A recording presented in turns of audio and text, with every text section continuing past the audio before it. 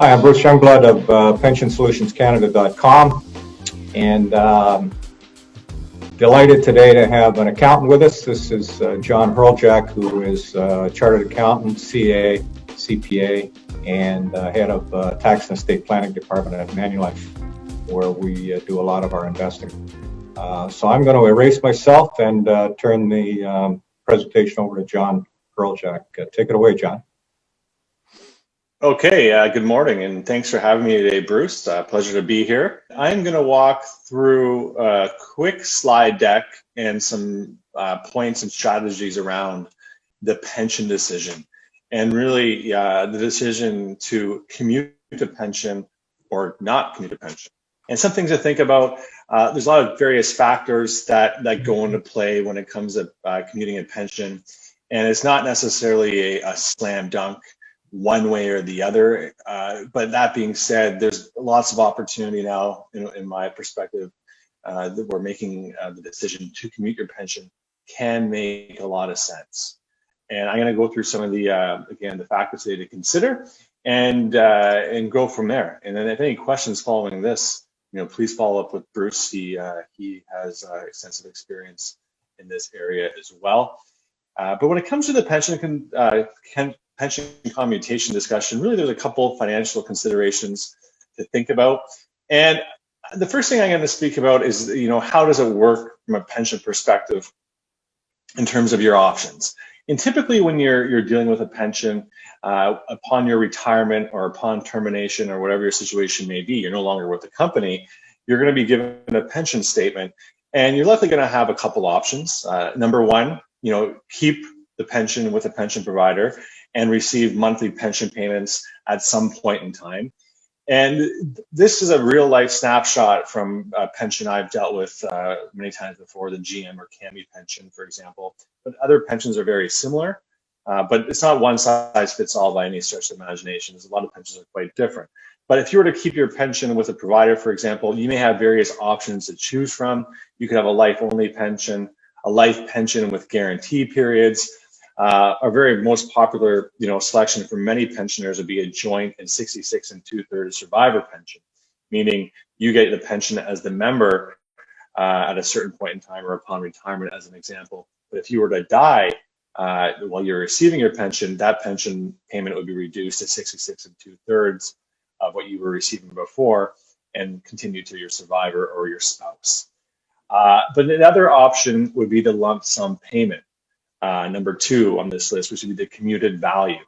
And this is where you have the option to effectively get that lump sum payment, and a vast majority of it, or some of it, or half of it perhaps, can be moved to a LIRA on a tax deferred basis, and the other portion perhaps would be taxed. I'm going to get a little more detail about that as well. Other pensions may have an opportunity as well to purchase something called a copycat annuity, where you have the option to purchase an annuity from an insurance company such as Manulife, where I work, that is not materially different from the registered pension plan. I'm not going to talk about that option today. I have to say Manulife actually does not sell pension or annuities directly to consumer any longer, so we're not in that space. But other providers may. So just know it is an option to purchase a copycat annuity, but that is not the point of this discussion today. Today we're going to talk about the commuted value, as I believe there is more opportunity from that perspective. So we're going to hone in on the commuted value conversation. When you commute a pension, you effectively have that commuted value, and as I alluded to earlier, you're going to have a lump sum number to deal with from your pension statement, and a portion of it will be able to be transferred to a locked-in retirement account, also known as a LIRA. But unfortunately, this is subject to something called the maximum transfer value rules, meaning only a certain part of that could be actually moved to a LIRA. An amount over and above that maximum transfer value needs to be taken into income and tax as a lump sum. So you're going to effectively end up with two piles of monies if you decide on the commuted value option, some in a LIRA and then some in a non-registered investment account. So really the conversation goes down this path now. Why would I do this? Why would it make sense? Okay, and really there's three three main financial considerations in my mind as to why one we can choose the commuted value option. Number one, it will give you more financial flexibility. Okay. In other words, if you leave the monies with the pension provider, sure, you're going to get that, steady Eddie income for life, perhaps, but that's all you're going to end up with. By commuting the pension, you're going to have the investment choice as to how to invest the money and when you need the money. Okay, when income is withdrawn, so you have a lot more flexibility in that perspective. So a lot of pensioners, in my mind, like this option, right? Especially if you want access to, say, a lump sum right from the get-go, perhaps to purchase, I don't know, a new car or a vacation property. Or another thing I see a lot of times is sometimes you have spouses where both are fortunate enough to be in a defined benefit pension plan. So perhaps one spouse keeps their pension intact to have that steady Eddie income for life, but the other spouse commutes their pension so they can enjoy access to lump sums and have much more flexibility in that perspective. So that's one reason why you want to do it. Number two, there's a greater opportunity to perhaps to increase the pension payout over the course of time due to favorable market conditions. So in other words, if you're able to invest those monies and earn a greater rate of return that the pension may otherwise provide based on the actuarial assumptions, you might actually get more monies out of that pension over the course of time. So great opportunity there. Number three, this is, I think, very paramount as well. It's a great opportunity to leave a residual estate. So in other words, if you were to pass away and your spouse were to pass away at some point in time, there's a greater chance to actually have some cash left over in these investments to pass on to, say, your children. As an example, if the monies were to stay with the pension provider and you were to pass away at an early age and that pension is reduced to 66 2/3 with your spouse, and then your spouse were to pass away, say, shortly thereafter, that pension is gone forever. Those monies are effectively left in the pension fund and there's no opportunity to pass monies on to, say, again, your children or what have you. So for individuals who know for perhaps they're going to have a shortened lifespan due to poor health or poor family history, it can make a lot of sense to commute that pension out to do some estate planning around those monies. Right? You've worked your entire life generating this nice little pension, but the last thing you really want to do is leave a vast majority of those monies with a pension provider upon your death. At least you can do some planning and get it out and provide some estate planning opportunities. So a couple of things to take in consideration as well when you're going to try to replicate the benefits from your pension plan. I've already kind of hinted at these at my previous slide, but really there's longevity risk. At the end of the day, when do you think you're going to die? So if you're going to live a very, very, very, very long life, for example, it may make more sense to leave those pension monies with the pension provider. But when I do my analysis, my break-even age is age 95. So I'm going to say you're going to live a long time, but what rate of return do I need to at least match the pension payout? Okay, and I think 95 is a fair assumption. I think that's a very old, ripe age.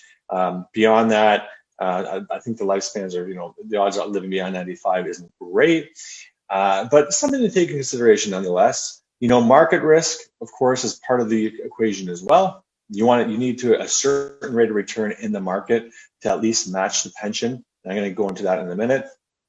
Inflation risk and unlocking possibilities as well. Withdrawal risk. When monies are moved into a lira, for example, there are locking in provisions, but that typically isn't really not much of a factor because there are ways around that in terms of accessing the money when you need it. So tax considerations, a couple things to consider from a tax perspective when it comes to commuting a pension. Number one, I've already talked about the commuted value and the maximum transfer rules. Number two, being RSP considerations, and I'll talk about that in a second. So a little bit more technical here, but the commuted value of the pension, what does that actually mean? It really just simply means, in a technical term, how much you would need to invest today for to pay for your future monthly pension. Okay, that's how the actuaries from the pension provider comes up with the commuted value based on actuarial assumptions. And in green there, as you can see, in red, it clearly states that the commuted value is determined by the actuaries. That's the beauty of it. Really, it's out of our control to a certain degree. The number is going to be what it's going to be based on your age of retirement and your mortality. The prevailing interest rates do play a major factor in this as well. So we're currently in a low interest rate environment that is pumping up some high commuted value calculations when it comes to retire. So we're kind of in the golden age of commuted value right now, given the low interest rate environment. So commuted values are very high. This is turning into a great opportunity to commute your pension and take those monies and invest in the market to earn a much higher rate of return versus the low interest rates that the pension providers are assuming. Okay, so great opportunity that we're in the midst of right now. A couple other points about the maximum transfer value rules. This is more technical, but at the end of the day, this is determined by the Income Tax Act. Not much for us to really worry about because, again, the numbers are going to be what they're going to be depending on when you're going to retire. But this is a little bit of a sidebar there. The more important thing about this, though, is your RSP room, okay? Again, when you transfer that pension or commute that pension from the pension provider, there's going to be a taxable event to the extent the commuted value exceeds the maximum transfer value, which always happens more or less most of the time. So it's going to result perhaps in a tax liability for the portion that's going to be taxed. But if you do have RSP room, this could really help with the numbers, okay? Because you can do a direct transfer into your RSP to shelter additional monies. It can also go into a spousal RSP, which is a nice form of income splitting as well. So there's an income splitting opportunity to perhaps minimize tax in the future. So I always say to clients under these circumstances, check your notice of assessment for your RSP room. That's the easiest way to determine how much RSP room you have, your previous year's notice of assessment. You may be surprised how much RSP room you have available if you're not aware of it. For individuals who do contribute to a defined benefit pension plan over the course of time, your RSP room is reduced by something called the pension adjustment. That being said, you still may have significant RSP room that you're not even aware of if you haven't contributed RSPs, prior or during the year or during other years. Again, this could really shelter additional money. It's a big part of the equation at the end of the day. So, we've walked through a few different things today. It's obviously a critical decision, and it's not an easy decision. Many factors come into play. I've talked about them today. Can the pension be replicated? What rate of return do we need in the market? Is estate planning important? Do you want that flexibility? So on and so forth. We are here to help with this analysis. I believe most pensions, if not all, can make a lot of sense to commute the value. Earning decent rate of return in the market will make it happen, and you don't need to shoot the lights out to make it happen anymore, given the high commuted values that are available. Thanks for your time today. I'd be happy to have these discussions with yourself and my team at the Manulife Tax Retirement Estate Planning team. We do have some great pieces online that are both that are client friendly to help you with these types of discussions. We do have a piece specifically on the pension decision. It's available. Our website there, our landing page is there. You simply type the name of the page or the name of the piece in, and it'll pop up for you. We also have lots of other topics when it comes to investing that you may find of interest, and Bruce could help you point you in that right direction as well. Great, thank you so much, John. Follow up, just get a hold of me, Pension Solutions Canada, Bruce Youngblood. Happy to go over this with you. Happy to help you walk through the commuted value decision. Of course, that's a wrap. Won't add anything else. Thanks very much to Jon Hreljac, Manulife CA CPA today. Thank you.